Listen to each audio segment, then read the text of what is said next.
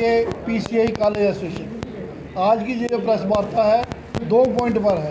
एक पॉइंट है हमारा एग्जामिनेशन अथॉरिटी का, जो कि इन्होंने पहले पैरामेडिकल काउंसिल बनाई थी, उसके बाद इन्होंने नर्सिंग काउंसिल बना दी। हालांकि स्टेट फार्मेसी काउंसिल यहाँ एग्जिस्ट करती है।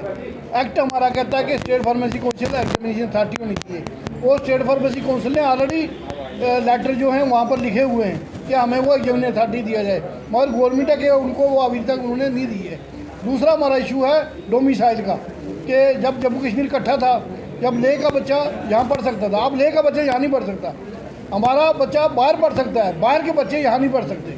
जितनी फोर्सेस है हमारी बेल्ट फोर्सेस, आर्मी है, सीआरएफ है, आईएसएफ है, ये सीआरपी है, बीएसएफ, उनके बच्चे यहाँ नहीं पढ़ सकते। उन बच्चों को पढ़ने के लिए बाहर जाना पड़ता है।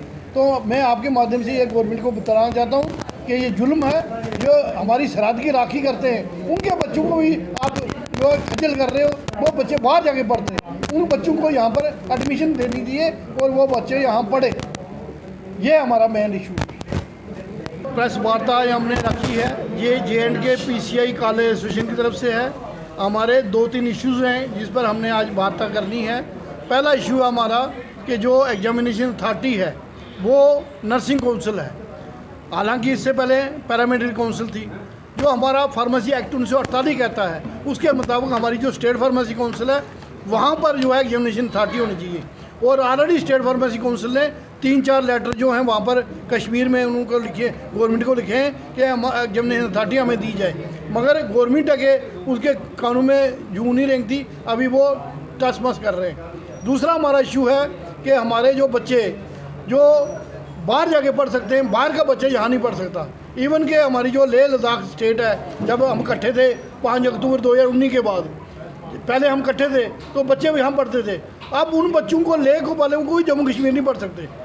और जो हमारी बेल्ट फोर्सेस हैं, सेना के जवान हैं, बीएसएफ है, सीआरपी है, सीआईएसएफ है, उनके बच्चे जो हैं वो जाके यहाँ नहीं पढ़ सकते, वो बाहर जाके पढ़ते हैं। एक बहुत बड़ा जुल्म है। तीसरा एक जुल्म ये है कि यहाँ पर बोपी इन्होंने बना दी है, जो एडमिशन वो लेती है। पूरे हिंदुस्तान में बोपी का कोई रोल नहीं है। ये बाय J&K स्टेट है जिसके कानून अलग से हैं, और ये यहाँ पर बोपी के थ्रू एडमिशन देते हैं। अगर यूनिवर्सिटी में एडमिशन डायरेक्ट होती है, साइंस कॉलेज में एडमिशन डायरेक्ट होती है, कॉमर्स कॉलेज में डायरेक्ट एडमिशन होती है, MM कॉलेज में होती है, तो वाई नॉट पीसीआई कॉलेज।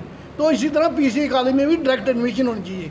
तो मैं आपके माध्यम से गवर्नमेंट को ये कहना चाहता हूँ कि ये जो कॉलेज वालों के साथ आप जुर्म कर रहे हो, और एक बच्चा अगर लेगा वो अगर अपने घर में पढ़ेगा तो उसका जितना खर्चा आएगा, बाहर पढ़ेगा 10 गुना खर्चा ज़्यादा आएगा।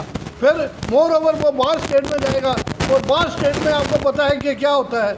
इसलिए आप एक चौथा स्तंभ है हमारा डेमोक्रेसी के, आपके थ्रू ये गवर्नमेंट तक हम पहुँचाना चाहते हैं कि इन इशू को जल्दी से जल्दी रिजॉल्व करें, ताकि जो पीसीआई के जो कॉलेज हैं वो सही ऑफ रिलीफ महसूस कर सकें।